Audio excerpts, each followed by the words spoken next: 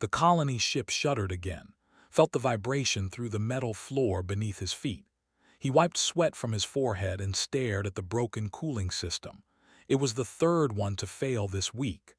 Around him, other engineers worked silently, their blue skin pale with exhaustion. "How long can you keep it running?" His voice came from behind him. Didn't turn around. He kept his eyes on the damaged pipes. Maybe 2 weeks, maybe less. Moved closer. He was one of the council members, one of the leaders who had to make impossible choices every day. His four-fingered hands gripped the railing tightly. "We need more time than that." "Then find us a planet that will take us," said. His voice was quiet but firm. "Because I can't make miracles with broken parts and no supplies." Said nothing. They both knew the truth. No planet would accept them. They had sent distress signals to 47 worlds. Every single one had refused to answer. Some had even fired warning shots to keep them away. They were alone in the galaxy. It hadn't always been this way. Once they had cities that touched the clouds. They had art and music and families that lived in peace. Then the plague came. It killed thousands every day. Their scientists worked desperately to find a cure, but nothing worked. People died in the streets. Children died in their parents' arms. In the end, the military scientists found a solution.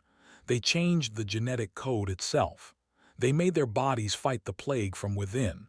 It worked. The plague stopped. They survived.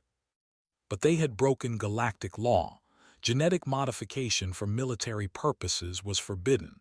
It didn't matter that they were dying. It didn't matter that they had no choice.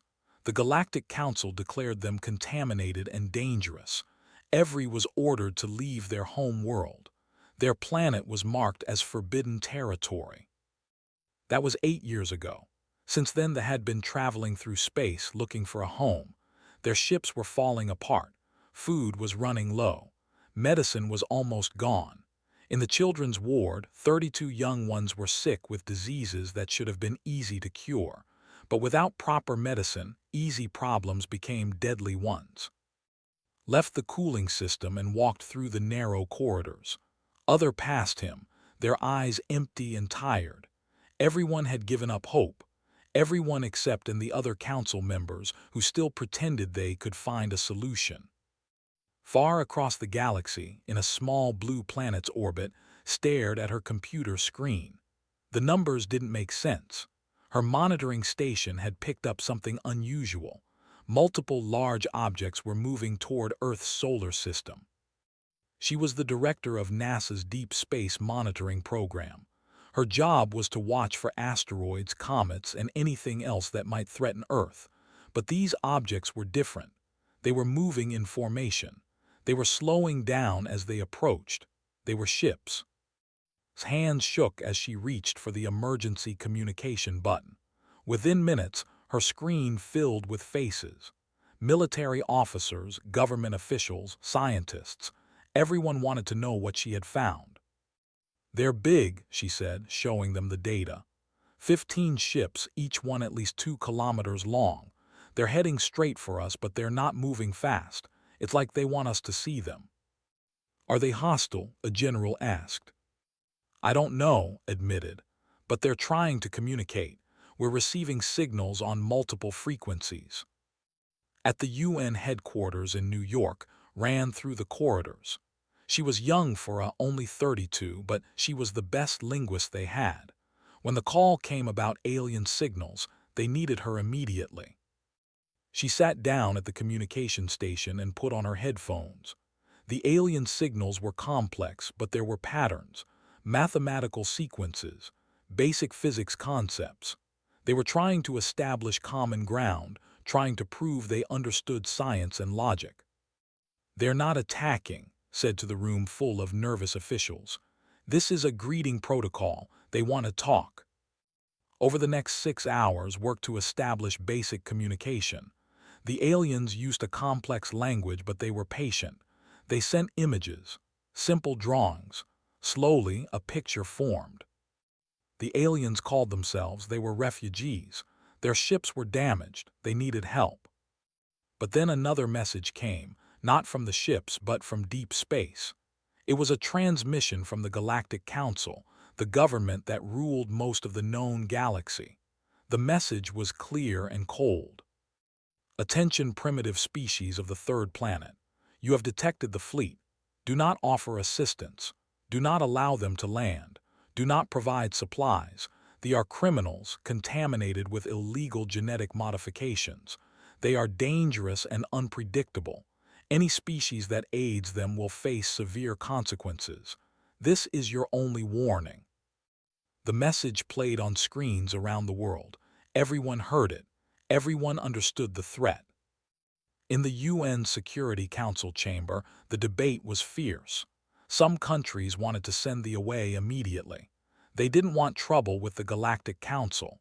Earth was still new to the galactic community. They couldn't afford to make enemies. Others argued that turning away refugees was wrong. They weren't attacking. They were asking for help. Watched the debates on her screen from the space station. She felt frustrated. Everyone was talking about politics and consequences. Nobody was talking about the fact that there were people dying on those ships, people who had nowhere else to go. She made a decision. It might cost her job. It might cause an international incident. But she couldn't just sit and watch. Opened a direct communication channel to the flagship. This is Director of Earth Space Monitoring Division. We received your distress call. Can you tell us more about your situation? On the flagship, stared at the screen in disbelief. Someone was answering. After 8 years of silence from every world they contacted, someone was finally answering. We are he said carefully. We have been traveling for 8 years. Our ships are failing. Our people are dying. We don't want to invade. We don't want to threaten anyone. We just need a place where our children can survive. Listen to his words. She could hear the desperation in his voice. She made another decision. I can't promise anything, she said, but I'll make sure the right people hear your story. I'll make sure someone listens. Felt something he hadn't felt in years. Hope. It was small and fragile, but it was there. Stood beside him, watching the blue planet on their screens. It looked beautiful. Green and blue and white, full of life. Do you think they'll help us? Asked. Didn't know. He wanted to believe they would, but the galaxy had disappointed them so many times before. We'll find out soon, he said quietly. Below them, Earth continued to spin. And on that planet, millions of people were about to make a choice that would change everything. Had been awake for 36 hours straight. Her eyes burned as she stared at the translation algorithms on her screen. The language was complicated, but she was making progress. Every hour, communication became a little easier. Across from her, on the video screen, sat in his ship. The quality was poor and sometimes the signal cut out, but they could talk, really talk. Tell me what happened, said. The council says you created biological weapons, but that's not the whole story, is it? His face showed pain. He was quiet for a long moment. No, that's not what happened at all. He told her about the plague, how it spread through their cities like fire, how their hospitals filled with the dying, how their scientists tried everything and failed. He told her about the desperate choice their military scientists made, changing their own genetic code to survive. We didn't create weapons, said. We saved ourselves, but the council said it was the same thing. They said we broke the law and the punishment was exile, all of us, even the children who weren't born yet. Felt anger rising in her chest. That's not justice, that's cruelty. Yes, agreed, but who will believe us? The council has power, we have nothing. In the UN building, listened to the recording of his conversation. He was an ambassador, experienced in difficult negotiations, but this situation was unlike anything he had faced before. The room was full of people arguing. Some wanted to help others insisted it was too dangerous. The Galactic Council's warning had been clear. Help and Earth would face consequences. What kind of consequences? Someone asked. Are they going to attack us? Nobody knew. Earth had only made contact with the galactic community 5 years ago. They were still learning the rules, still trying to understand how everything worked. Making enemies this early could be disastrous. But turning away refugees felt wrong. It felt cowardly. Raised his hand for silence. I propose a compromise. We allow a small delegation from the to meet with us, face to face. We investigate their claims ourselves. Then we make an informed decision. The arguing started again. It took 3 more hours of debate before they agreed. A small delegation would be allowed to dock at the International Space Station. They would meet with human representatives. After that, Earth would decide what to do. Received the orders the next day. She was to prepare the docking bay and ensure safety protocols were in place. She worked quickly, checking every system twice. This was the most important thing she had ever done. When the shuttle approached, watched from the control room. The shuttle was old and patched with repairs. It moved slowly, carefully. These people were afraid, she realized, afraid of being rejected again. The docking was successful. Put on her spacesuit and went to meet them. The airlock opened. 3 stepped through. They were tall, taller than humans, with blue skin and large, dark eyes. They moved gracefully despite their obvious exhaustion. The one in front was, beside him was, and a younger female named Myra who served as a medical officer. "Welcome," said. Her voice sounded strange in the helmet. "We're glad you came." Looked at her with those large eyes. "Thank you for giving us this chance." The meeting took place in the station's conference room. Had arrived from Earth with and several other officials. They sat across from the delegation, and for a moment, nobody spoke. They just looked at each other, human and alien, separated by millions of years of evolution but connected by the same uncertain moment. Broke the silence. "Show us everything, we want to understand." For the next 4 hours, they shared their story. They showed medical records from the plague, videos of their dying cities, documentation of their scientists' desperate work. They showed the genetic modifications that saved them, explaining how they worked, proving they were defensive, not weapons. Myra, the medical officer, was especially compelling. She was young, barely an adult by standards. She had been a child when the plague hit. Her parents had died before the cure was found. "I remember the hospitals," she said quietly. "I remember the bodies in the streets. We were dying as a species. What were we supposed to do? Accept extinction to follow laws made by people who weren't dying?"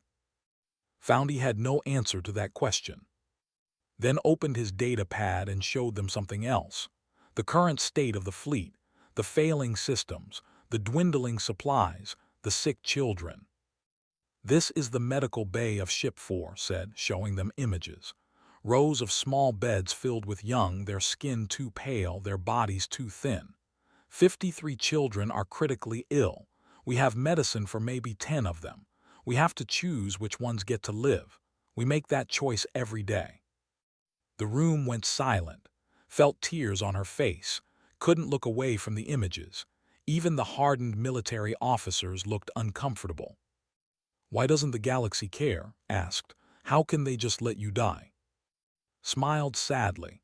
"Because we're convenient scapegoats. The Council failed to protect us from the plague. Instead of admitting their failure, they punished us for surviving. It's easier to call us criminals than admit they were wrong." The meeting lasted another 2 hours. The humans asked questions.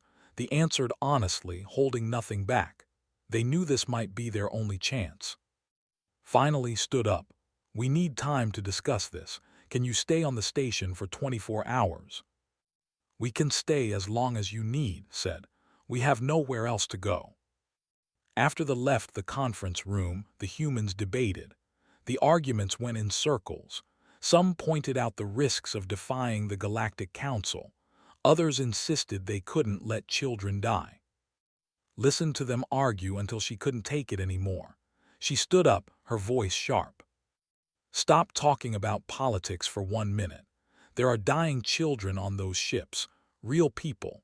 We have the medicine they need. We have the resources to help. Are we really going to let them die because we're afraid of what some council might do? It's not that simple, a general said. If we anger the council, they could isolate Earth, cut us off from galactic trade, technology, everything. So what? Shot back. We survived for thousands of years without the galaxy. We'll survive again if we have to. But can we survive knowing we turned away people who needed help? Can we live with that? The room went quiet. Her words hung in the air. Spoke next, her voice calm but firm. I've spent hours talking with them, looking at their data, reading their history, and I believe them. I believe the council is wrong. I believe they're refugees, not criminals. Nodded slowly. He had been thinking the same thing. Then we propose temporary sanctuary. We allow their ships to dock in orbit. We provide medical aid and supplies. While they're here, we continue investigating their claims. We make no permanent promises yet, but we don't turn them away. It wasn't a perfect solution. It would anger the council, but it was something. It was better than watching people die. The vote was close, but it passed. The next day gave the news. His reaction was something she would never forget. The proud, tired leader broke down and cried. Relief, gratitude, disbelief all mixed together. "Thank you," he whispered. "Thank you." One by one, the ships moved into Earth's orbit. They docked at the space stations. Medical teams went aboard immediately. Human doctors worked alongside healers, sharing knowledge, saving lives. Minyu was one of the first doctors to volunteer.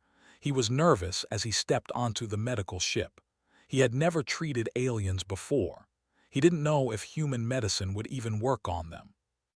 But when he saw the sick children, his fear disappeared. They were just kids, scared and hurting kids who needed help. "Let's get to work," he said to his team. The medicine worked better than anyone expected. Within hours, the critical patients began to stabilize. Within days, most were recovering. The relief among them was overwhelming. But not everyone on Earth was happy. News of the decision spread quickly. Protests erupted in major cities. Some people thought helping them was right. Others thought it was dangerous and stupid. And far away, the Galactic Council watched. They were not pleased at all. The orbital platform was crowded now. Hundreds of moved through the corridors alongside humans. At first, everyone was nervous. The humans didn't know what to expect from aliens. They were afraid of being rejected again. But something unexpected happened. They started to connect. Was a bioengineer from Seoul. She specialized in sustainable technology and ship systems.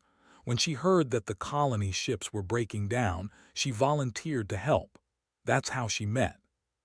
The engineer was working on a damaged power core when arrived. He looked exhausted, his movements slow and frustrated. The tools he was using were wrong for the job, improvised from broken parts. "Can I help?" asked through her translator device. Looked at her with surprise. "You understand ship systems." "I understand broken things that need fixing," she said with a small smile. They worked together for hours, brought proper tools from Earth supplies, showed her how technology worked. It was different from human engineering, but the basic principles were the same. Both species had learned to work with energy, materials, and efficiency. "Your technology is older than ours," observed, "but in some ways it's better. This power distribution system is more efficient than anything we use." Looked pleased. "We've had more time to develop it. The civilization is 40,000 years old." "And you never found other intelligent species before joining the galaxy?" asked. "We found evidence of extinct civilizations," explained. "But we were alone for a long time. When we finally developed faster-than-light travel and found the galactic community, we thought we had found paradise. Other species to learn from, trade with, befriend." His voice turned bitter. "We were naive." Touched his arm gently. "Not all species are like the Council. We're not." Over the next few weeks, more collaborations began. Minyu continued working in the medical bay. He was fascinated by biology. Their bodies processed medicine differently, but once he understood the differences, treatment became easier. One day, a young girl named Ara came to the medical bay. She was 8 years old, small even for her species.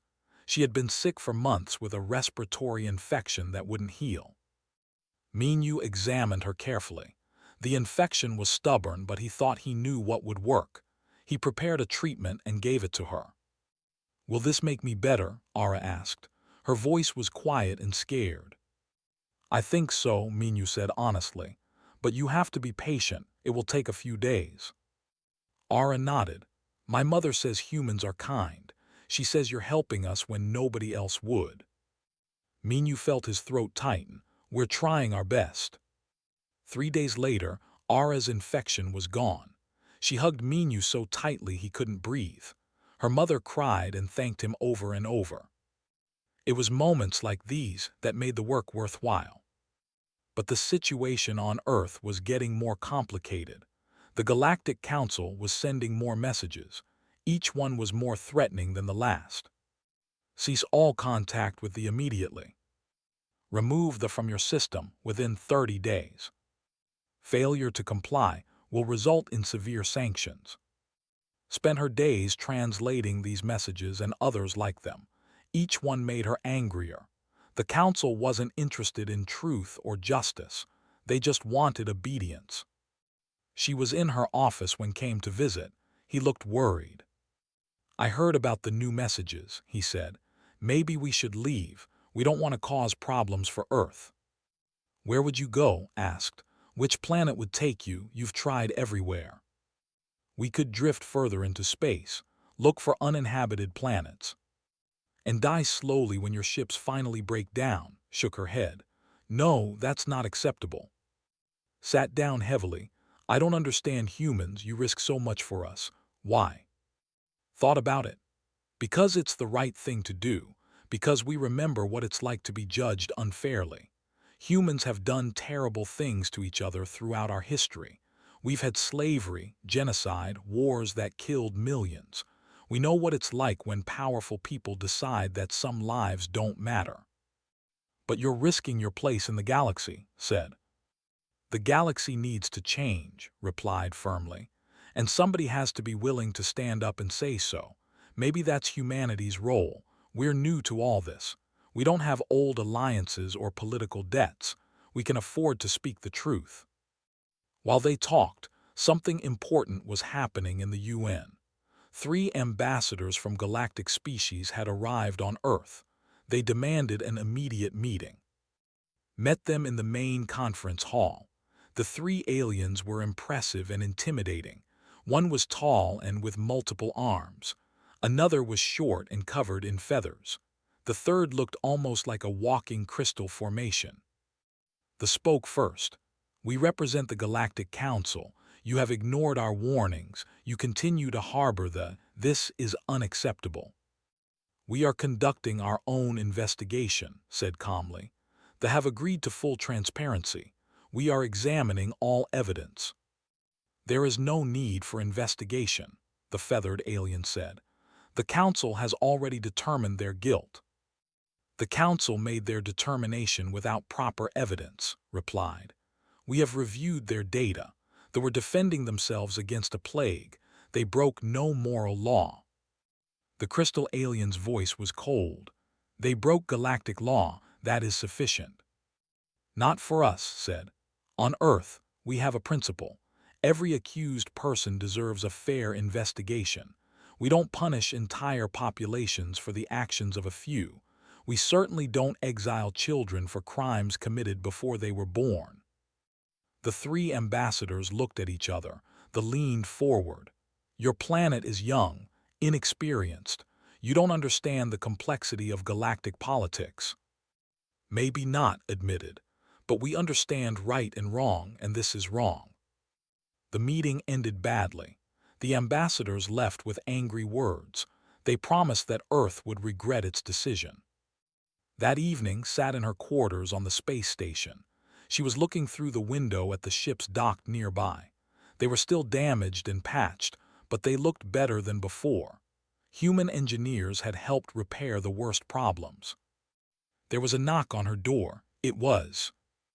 "I'm sorry for disturbing you," he said. "I wanted to thank you personally.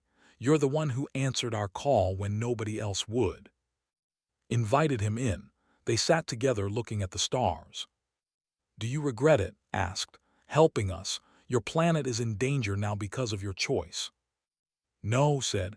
"I don't regret it. Some decisions are worth the consequences." "Your species is strange," said with a slight smile. "The galaxy is full of species that are more advanced, stronger, older, but you're the first ones to show real courage." "Or real stupidity," joked, "depending on how you look at it." They both laughed. It felt good to laugh. The situation was serious, but there was still room for human connection, or rather, for sentient connection, because sitting there with realized that the differences between them didn't matter much. They were both people trying to do the right thing in a difficult situation. Down on Earth, things were changing too. News programs showed footage of children playing with human children on the space stations. People saw parents crying with relief as their sick kids recovered. They saw engineers working together, doctors saving lives together, scientists sharing knowledge. Public opinion began to shift. More people started supporting the protests demanding they be sent away became smaller.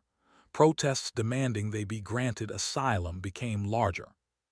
But in the depths of space, the Galactic Council was making plans. They had given Earth enough chances. Now it was time to show the young species what happened when you the Council's authority. Ships began moving toward Earth's solar system. Not a diplomatic delegation this time. This was a fleet. Was working late with when the alarm sounded. She looked at the sensor readings and felt her blood go cold. "What is it?" asked. "Ships," said quietly. "Lots of them heading this way." The Galactic Council was coming, and they weren't coming to talk. The emergency meeting started at midnight. Leaders from every nation connected to the video conference. Military advisors spoke in urgent tones. The Council fleet would arrive in 48 hours. The President of the UN General Assembly listened to everyone speak. He was a quiet man, known for his careful thinking. But careful thinking might not be enough now. "How many ships?" he asked the military representative. 23, came the answer. "Armed cruisers and support vessels. They're not hiding their intentions. They're here to force our compliance." "Can we fight them?" someone asked. "No," the military representative said bluntly. "Their technology is generations ahead of ours. If this becomes a war, we lose." The room fell silent. The reality was clear. Earth was powerful compared to its own past, but compared to the galactic civilizations, it was still a child. "Then we negotiate," said. "We offer to relocate to a remote part of our solar system. We promise to limit contact. We show we're willing to compromise." But shook his head. "They won't accept compromise. They want complete obedience. Either we expel the entirely or they'll make an example of us." On the space station, watched the approaching fleet on her monitors. Each ship was massive, bristling with weapons and technology Earth couldn't match. She felt afraid but also angry. Why was the galaxy so cruel? Why did power always seem to win over justice? Found her in the control room. His face showed deep sadness. "We should go, pack up our ships and leave before the fleet arrives. You've done enough for us. We won't let you suffer more." "Where would you go?" asked, though she already knew the answer. "Into the deep space. We'll travel until our ships fail. At least Earth won't be punished because of us." "That's just slow death," said. "Yes," agreed, "but it's our death, not yours." Turned to face him. "No, you're not leaving. We made a choice to help you. We stand by that choice. Even if it destroys you." "Even then." The next day, Earth's leaders made their decision. They would not expel instead, they would formally offer them asylum. Full asylum with all the rights and protections that came with it. that would become citizens of Earth. When announced the decision to the General Assembly, the chamber erupted. Some delegates cheered, others shouted in anger. The vote was scheduled for that evening. In the hours before the vote, both sides campaigned desperately. Those against asylum argued about safety and galactic politics. Those for asylum argued about morality and human values. Spent the day with families, recording their stories. She wanted everyone to see them as real people, not as political problems. She interviewed Myra, the young medical officer who had lost her parents to the plague. She recorded Ara, the little girl Minu had cured, playing with human children. She showed and working together on engineering projects. These videos spread across Earth's internet. Millions of people watched them. Many changed their minds about the. When the vote finally happened, the General Assembly chamber was packed. Every seat was filled. The world watched on screens and devices. History was being made. The votes came in slowly. Each nation stated their position. The count was close, swinging back and forth. Some of the largest, most powerful nations voted against asylum, but many smaller nations voted for it. In the end, the vote passed by a narrow margin. Earth would grant the full asylum and citizenship. It was official. Wept when he heard the news, stood beside him, unable to speak. Myra collapsed into a chair, overwhelmed with emotion. For 8 years they had been rejected by everyone. Now finally, someone had said yes. But the celebration was brief. The Council fleet was still coming. When the ships arrived at the edge of Earth's solar system, they stopped. They formed a blockade line, preventing any travel in or out. Then the lead ship sent a message. It appeared on every screen in the system. The Council's senior representative spoke. His species looked like a smooth-skinned amphibian with large eyes and a wide mouth. "People of Earth," he said, "you have made a grave error. You have granted asylum to criminals. You have the Council's authority. Therefore, the following sanctions are imposed immediately. All trade with Earth is suspended. All technology sharing agreements are terminated. All diplomatic relations are severed. Earth is hereby isolated from the galactic community until you comply with our demands." The message ended. Earth was cut off from the galaxy. The impact was immediate. Companies that relied on galactic trade faced collapse. Scientific programs that depended on alien technology had to shut down. Earth's economy shook. But something else happened too. People got angry, not at their leaders for making the choice, but at the Council for forcing it. "They're bullies," one protester's sign read. "We chose right over easy," said another. Around the world, people gathered in support of the decision. Yes, there would be economic pain. Yes, they would lose access to advanced technology, but they would keep their dignity. They would keep their values. On the space station, they made an unexpected offer. Gathered the human leaders for an emergency meeting. "We have technology we haven't shared with the galaxy," he said. "Advanced shield systems, power generation, weapon designs. We kept them secret because we knew the Council would take them from us. But we'll share everything with Earth. Consider it payment for your protection." Displayed the technical specifications. Earth's engineers and scientists studied them with growing excitement. The technology was incredible, far beyond what the Council had shared. "Why didn't you tell us about this before?" asked. "We weren't sure you would help us," admitted. "We thought if we revealed our technology, you might just take it and send us away. But now we know better. You chose to protect us even when it cost you everything. We trust you." The technology transfer began immediately. Worked day and night with learning the shield systems. Human scientists collaborated with experts on power generation. Military engineers studied the defensive weapons. Within a week, Earth's capabilities had jumped forward by decades. The Council noticed. Their blockade remained, but they seemed uncertain now. Earth wasn't as helpless as they had assumed. Meanwhile, something unexpected was happening across the galaxy. Other species were watching Earth stand. Young civilizations, minor species, those who had always been afraid of the Council, they saw humanity's courage and were inspired. A species called the sent a secret message to Earth. We support your decision.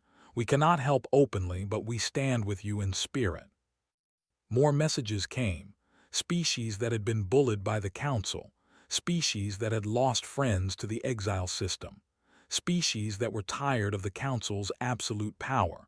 All of them reached out quietly to Earth. "You're not alone," they said. Was a journalist in Seoul. She had been covering the situation from the beginning. Now she saw an opportunity. She gathered all the messages of support. She compiled evidence of the Council's past injustices. She created a documentary showing the truth about the. Then she did something bold. She broadcast it to the entire galaxy. Galactic communication networks carried her documentary. Millions of beings across thousands of worlds watched it. They saw this true story. They saw Earth's compassion. They saw the Council's cruelty. Public opinion across the galaxy began to shift. Younger species especially responded to Earth's message. They had always been afraid to challenge the Council. Now they saw it was possible. Protests erupted on Council member worlds. Citizens demanded reforms. They questioned the exile system. They asked why Earth was being punished for showing mercy. The Council tried to suppress the protests. They blocked documentary. They arrested protesters, but it was too late. The message had spread too far. On the flagship of the blockade fleet, the Council representative faced an impossible situation. His orders were to force Earth's compliance. But if he used military force against a planet that was only protecting refugees, it would turn the entire galaxy against the Council. He sent an urgent message back to the Council headquarters. "The situation is more complex than anticipated. Recommend immediate diplomatic solution." But the Council's pride was hurt. They refused to back down. Days passed.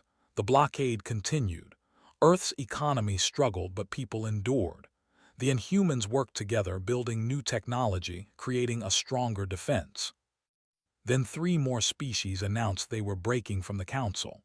They declared Earth's asylum decision was just and correct. They opened trade routes with Earth despite the Council's orders. The Council's power was cracking, and everyone could see it. The standoff lasted for 6 weeks. The Council fleet stayed at the edge of Earth's solar system. They didn't attack, but they didn't leave either. Earth continued to operate under the blockade, struggling but surviving. During this time, something remarkable happened. The protests across the galaxy grew larger. What started as small demonstrations became massive movements. Young species demanded change. Even some Council member species began questioning their government's decisions. A delegation of 12 minor species arrived at the blockade. They demanded to speak with Earth's leaders. Was chosen to represent Earth at the meeting. She was nervous as she took the shuttle to the neutral meeting point, a small station set up between Earth and the blockade fleet. The 12 delegates were all from different species. Some looked like birds, others like mammals, one like living stone, but they all shared the same expression: determination. The leader of the delegation was named. He was from a species called the small beings with golden fur and large, intelligent eyes. "We watched what you did," said Tu. "You protected the when everyone else turned away. You stood against the Council even though it cost you everything. You showed us that it's possible to choose conscience over convenience." "We only did what felt right," said simply. "That's exactly why it matters," replied. "For too long the galaxy has accepted the Council's word as law.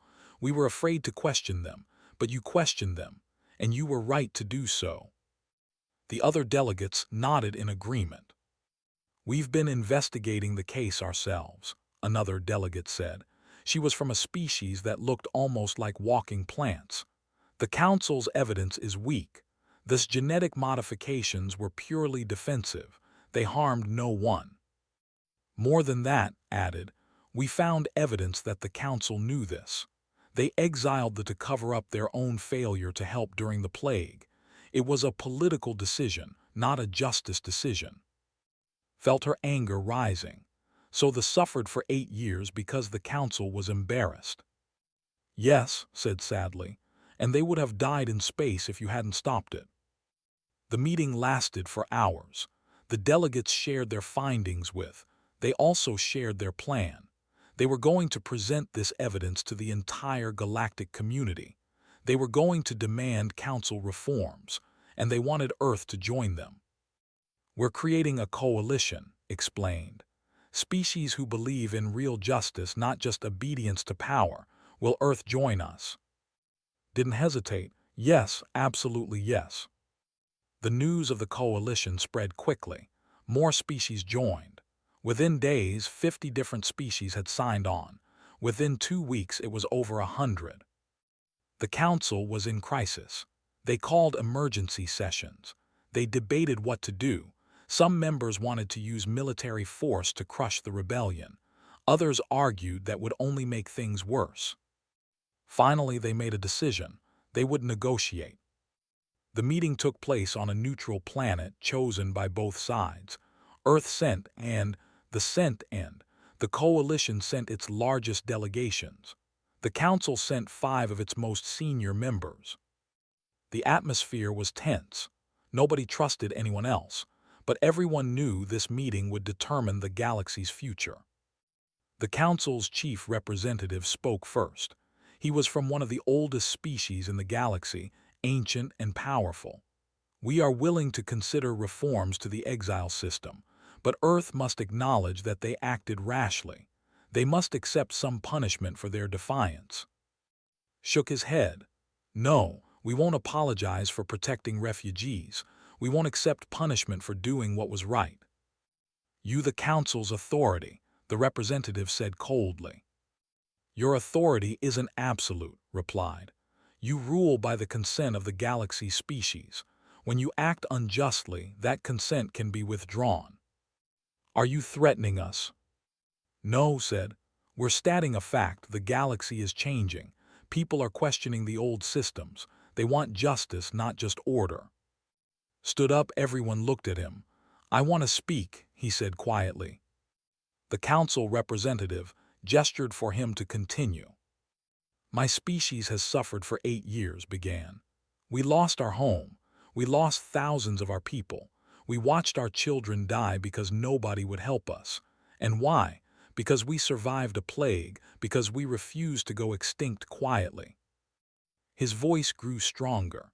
The Council says we broke the law, but what law says you must die rather than save yourself? What justice punishes children for crimes committed before they were born? What morality turns away the dying and the desperate? He looked directly at the Council representatives. Earth showed us mercy when you showed us only cruelty. Earth risked everything when you risked nothing. If this galaxy truly believes you represent civilization, then civilization has lost its meaning. The room was silent. Several delegates from the coalition were crying. Even some of the Council members looked uncomfortable. Stood next. The species nearly went extinct 200 years ago. We survived through genetic modifications to resist a toxic change in our atmosphere. The Council never punished us. Why? Because we were powerful allies. They were weak, so you crushed them. This isn't justice. This is bullying. More species spoke. Each one shared stories of Council injustice. Each one demanded change. The Council representatives looked shaken. They had never faced unified opposition before. They had always been able to divide and control, but now the galaxy was united against them. After hours of testimony, the Council asked for a recess. They needed time to discuss. During the break, walked through the station's observation deck. They looked at the stars together. Do you think they'll change? Asked.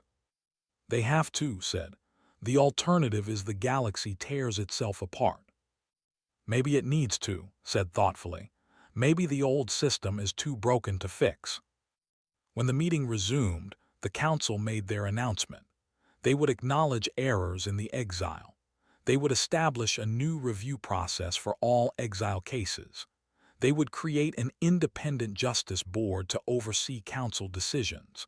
And they would invite Earth to join the council as a full member with equal voting rights. It wasn't everything the coalition wanted, but it was a start. They were officially pardoned. Their exile was ended. They could go home if they chose. But smiled and shook his head. Our home is Earth now, if they'll still have us. Extended his hand for a handshake, a human gesture had learned. Always your family now. 6 months passed. The galaxy was different now. The council had less power, but what power they had was more legitimate. The coalition species formed strong alliances. Earth became a respected voice in galactic politics. On Earth, they settled in various locations. Some preferred cities, others rural areas. They built a cultural center in Seoul, near where had grown up. It became a symbol of cooperation between species. And opened an engineering firm together, combining human and technology. Their innovations revolutionized space travel. Minyu wrote a textbook on cross-species medicine that became required reading across the galaxy. Ara, the little girl Minyu had saved, started school on Earth. She was the first child to grow up with human friends. She wouldn't be the last. And continued working together, now as ambassadors representing both species to the galaxy. They traveled to dozens of worlds, sharing Earth's message of compassion and justice. The dedication ceremony for the Human Cultural Center drew thousands of people. Both species attended, mixing freely. Children played together. Families shared meals. Scientists discussed research. It looked like what the future could be. Gave a speech. He was older now, his face showing the stress of the past years, but his eyes were hopeful. We came to Earth abandoned, he said, rejected by every world, waiting to die in space. We expected nothing but another closed door. Instead, we found a species willing to sacrifice everything rather than turn away those in need. He paused, looking at the crowd. The galaxy calls itself civilized. It has technology that seems like magic. It has cities that span continents and ships that cross between stars. But none of that is civilization. You know what civilization is? It's the choice to help when helping costs you something. It's the courage to do right when doing right is dangerous. It's remembering that laws serve morality, not the other way around. He turned to look at who stood beside him. Humans showed us what true civilization looks like.